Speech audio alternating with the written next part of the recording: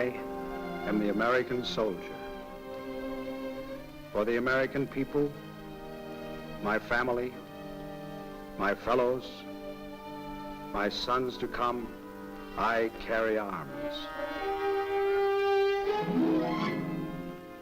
Remember how I began? Born of explorers, colonists, hunters in deerskins, schooled in the wilderness, fighting for a continent. Remember Concord Bridge, 1775? Here it was, here at this bridge. I fired the shot heard round the world. Then I was the Minuteman, the embattled farmer, the son of liberty, raw militiaman, hardy continental. I was the hope of freedom on the frontier. I carried arms for the rights of man. Remember Valley Forge? I was the winter soldier, starving, marching, freezing, fighting, and praying at night, alone in the snow.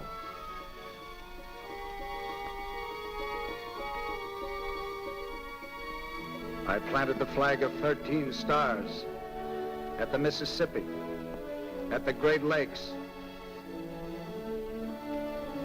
On these, our hard-won shores, our flag still flies. And again, here at Yorktown, I was in the splendid ranks when we won our freedom and our continent. I fought the revolution. I won this liberty. Look at my battlefields. Bunker Hill, Ticonderoga, Niagara, Lake Champlain, Manhattan, Trenton and Monmouth, Kings Mountain and Cowpens, Yorktown. Marching, I made America great.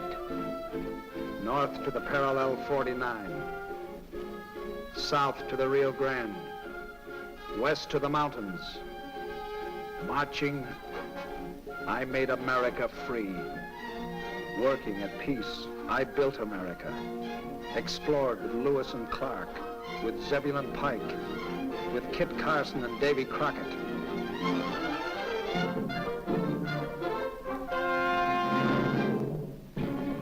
(1860), 1865, I was the blue, I was the gray.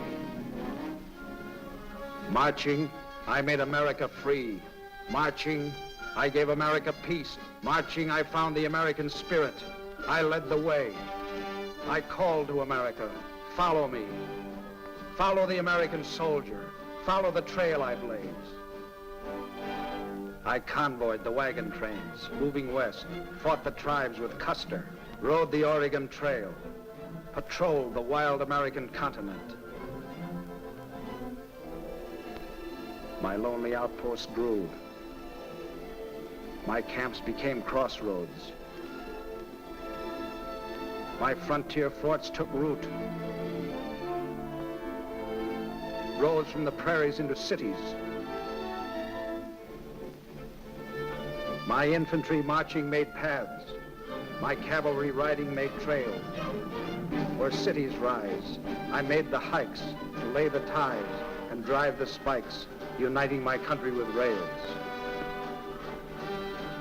Give me the hardest job. Remember? I brought America to the Pacific, punched the railroad tunnels through the Rockies. I licked the Mississippi floods, conquered the Yellow Jack in Cuba, joined the oceans at Panama, held like a rock on the Marne. I am the American soldier, pioneer, Samaritan, vanguard. Wherever I was needed, whenever I was called, I stood and delivered. I came through I was America on the march.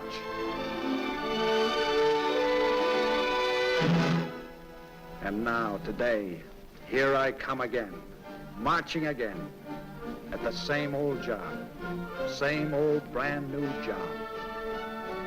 Marching again with all free men. I'm the ring of steel around democracy.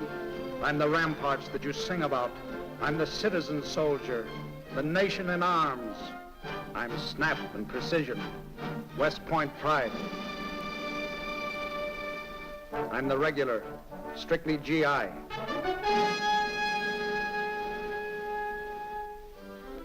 I'm the rookie, maid soldier. I'm up from the ranks. Hell for leather. Right on the line. Straight from the eye. I'm the rifleman, cannoneer, trooper, skier, engineer, gunner, scout, marksman, driver, signalman, sentry, mechanic, flyer.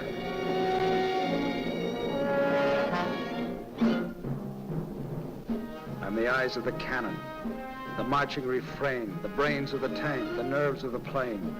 I'm the heart of the shell, the courage of truth. I'm the Liberty Bell, I'm the song of our youth.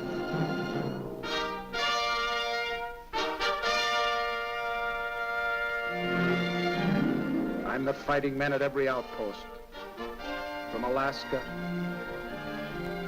to Hawaii, to the Philippines and beyond, from Panama to Puerto Rico to Iceland and beyond. Whatever the need, for the spirit we're living, for the future we're making, I, the American soldier, am the shield. Here to tell you more about the Blue Badge is Colonel William W. Quinn, better known perhaps as Buffalo Bill Quinn, who recently returned from Korea, where he was commanding officer of the 17th Infantry Regiment, 7th Division, the Buffaloes. We take you now to Colonel Quinn's office. Now that you've met the man, I'd like to tell you a little bit about the Blue Badge itself. The official title of the badge is the Combat Infantry Badge, and it was authorized for wear on the 27th of October, 1943. In describing the badge, we find an old-fashioned flintlock superimposed on a blue background. The blue, of course, is the color of the infantry. The flintlock itself is of a vintage of in the late 1790s and was a copy of the first rifle which was produced in large quantities for the Army. You might say that the model for this flintlock was found in the old Harper's Ferry arsenal some years ago, and of course is in the archives of the Army. The laurel wreath that goes around the musket itself is of course from ancient vintage of the times when the Greeks used the royal leaf to denote an element of achievement. The star, if you'll note, is awarded to those individuals who have had the opportunity or been awarded this Combat Infantry Badge in 2 wars. Earlier in the program, we promised to bring you the infantrymen of the various divisions and tell you something about the histories of these divisions. So today we'll start out with the 1st United States Infantry Division. Therefore, the Blue Badge proudly presents the Big Red One. This is the story of the 1st Infantry Division, the Red One, whose fighting men saw the war through from D-Day North Africa to VE Day Germany. Those combat boots, polished now for occupation duty, slogged through 8 campaigns and 3 amphibious landings. But units of the 1st fought as far back as the Revolution. To preserve the Union in the Civil War. were first in combat in World War I, when those units were combined into a regular Army division. Then in 41, there came from all walks of life a new generation of recruits. Boy, do I remember breaking in them first GI shoes. We learned quick it was a fighting outfit from that rugged training we got here and overseas. Still, when we left England along in 42, we felt pretty good. Had a swell CG, Terry Allen, a fighting general. We liked him, and he liked us. So the outfit relaxed, had some fun. Till, on a chilly November dawn, with the coast of North Africa out there in the dark, we knew action was close. Everyone tightened up, waiting.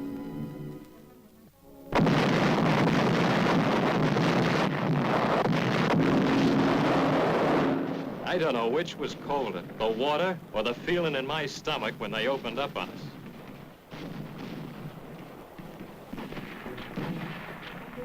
In 3 days, Oran was ours. Easy. Too easy. We thought we knew what war was like. But Jerry taught us different. With dive bombers, tanks, those dirty 88s. A tough school, pal. The kind you gotta work your way through. Damn near flunked out at the Kasserine. But we learned the score, started to teach Jerry a few things out of our book. We rammed our way back to Gafsa and down Rommel's throat at El Guitar, where we tore up his crack 10th Panzer Division. Then we swung north to Matur.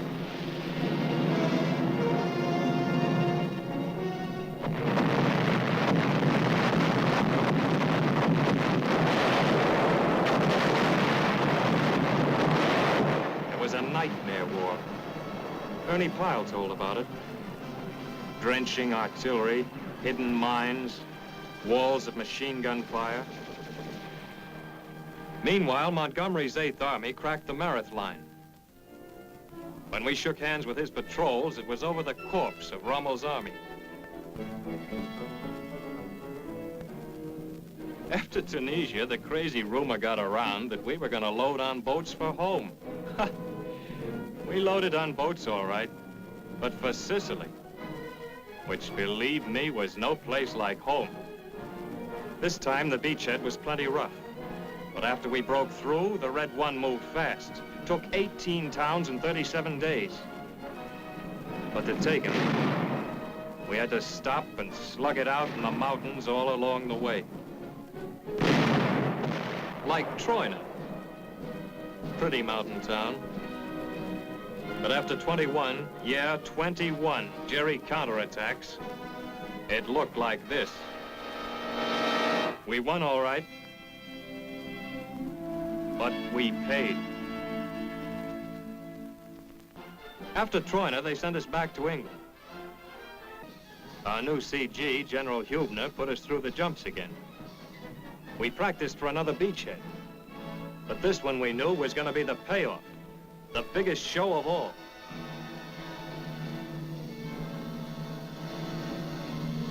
The curtain went up on June 6th, 1944.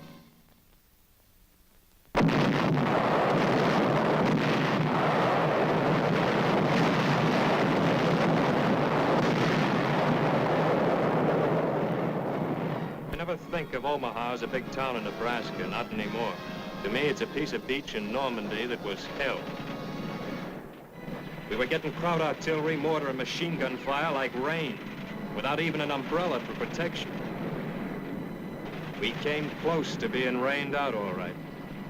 But when Colonel Taylor of the 16th yelled, "Get the hell off the beach," we got the hell off and ran smack into hedgerow country where the crowd set up the fields like forts, using the hedgerows for walls.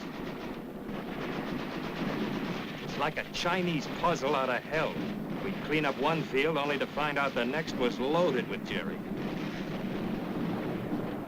Had to keep digging all the time for cover from 88s and mortars, because if you didn't, Still in a week's time, we dug, shot, and plowed our way to Calmont, where we waited for the other outfits to come up on our flanks.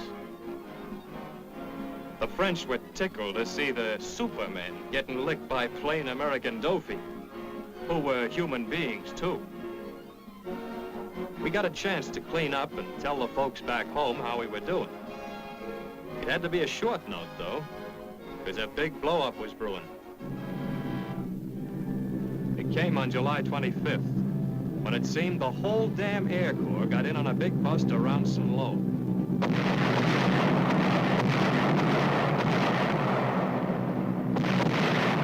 Then the infantry pulled an off-tackle play west of the town. The 4th and 9th Divisions opened up a nice big hole, and the 1st charged through. Patton's tanks went running all over like frisky colts, chopping up the panicky Krauss. But it was the Doughfoot who did the cleaning up.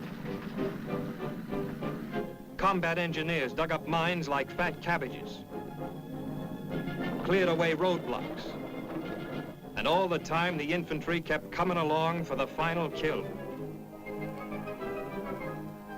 It was slugging and slogging, shoot and march, grab a nap when you could, eat while you hiked, sea rations, Ks, and a lot of dust. That's what the school books call victorious pursuit, eating dust. Even when they put you on trucks, you ate dust. It was a hell of a way to see La Belle France, but we sure covered ground. From Coutances in a month, we drove a right-of-way clear across France.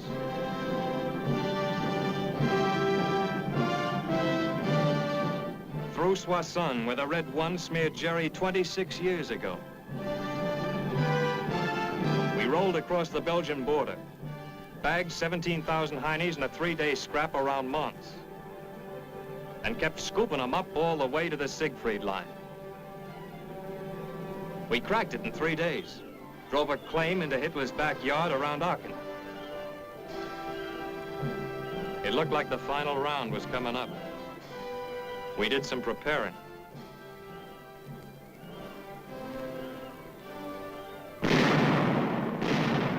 Hitler decided to hold out in Aachen, pep up the Germans by making it a symbol of Nazi resistance. Gave them a slogan, too. You were fighting for the honor of the National Socialist German Army, he said. They fought hard, too. House to house, for weeks. But we had a slogan, too. No mission too difficult. No sacrifice too great. Duty first. In the payoff, our slogan had more punch. We cleaned them out house by house, street by street, till on the 21st of October, Aachen, or what was left of it, surrendered.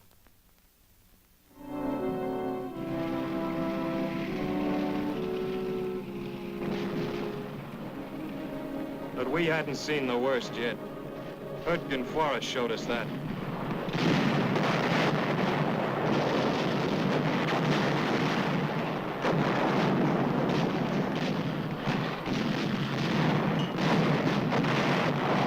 If tree burst didn't get you, the weather did. Yeah, Hürtgen really trimmed down the outfit. But we cleaned out Jerry. Then General Andrus, our new CG, pulled us out for our first rest in 6 months. We couldn't believe it. Even when we got back to Verviers in Belgium, we knew it was too good to last. Well, it didn't. Hitler shot the works with one last gamble in the Ardennes. And back in the line we went to hold the northern shoulder of the Bulge. It was an old story for the Red One. Mean weather, Jerry beating his brains out attacking. Then us counterattacking for keeps.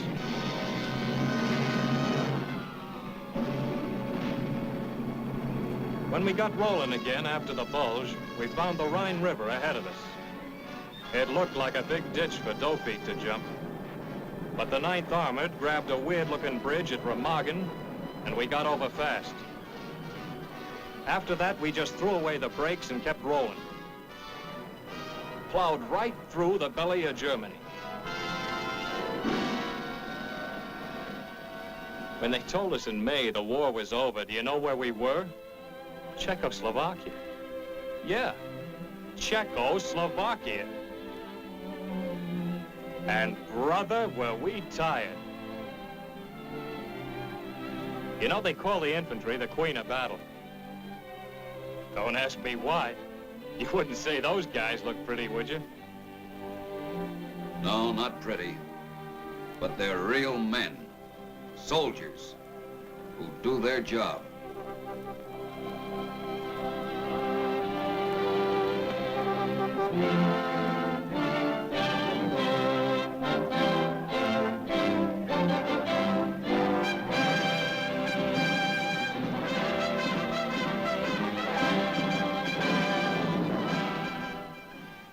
I'm sure what you've just seen has brought back a lot of old memories to many of you. I'm also certain that those of you that serve with the 1st Division are very proud of that service.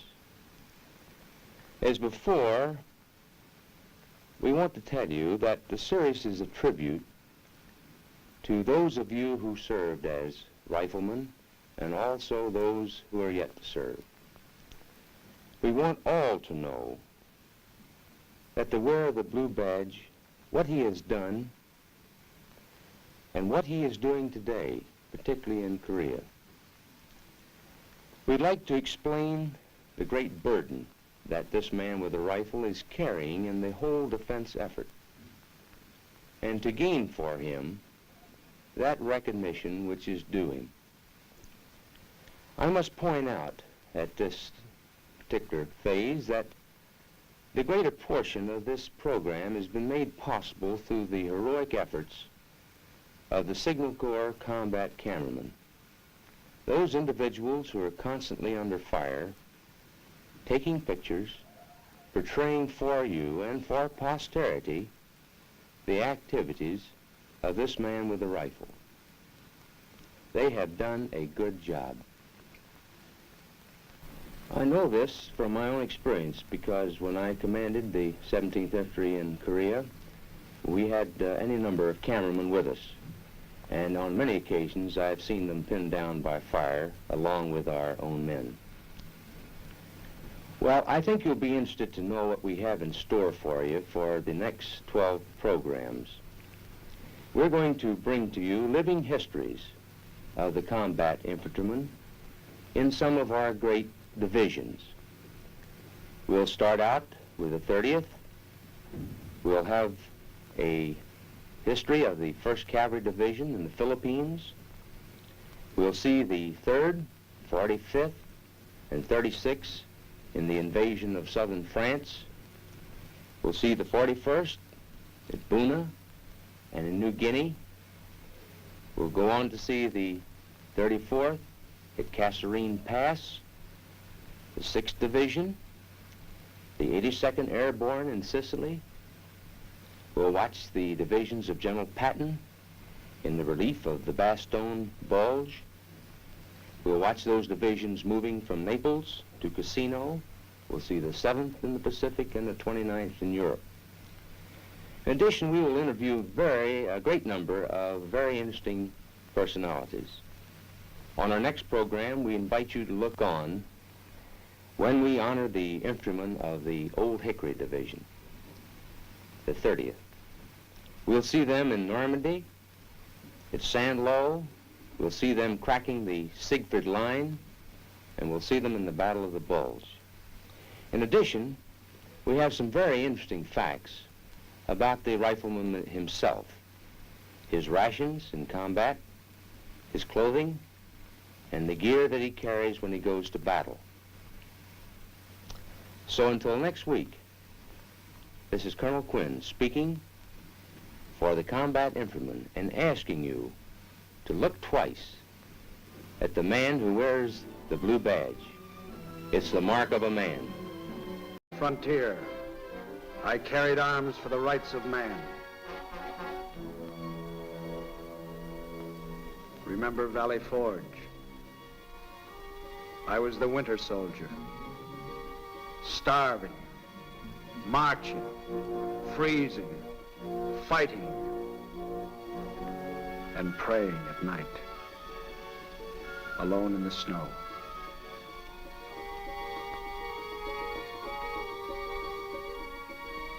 I planted the flag of 13 stars at the Mississippi, at the Great Lakes.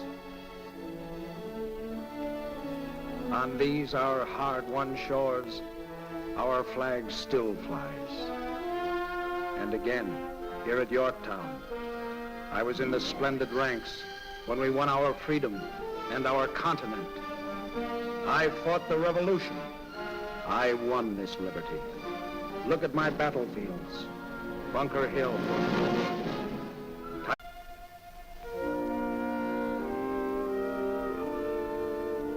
I am the American soldier.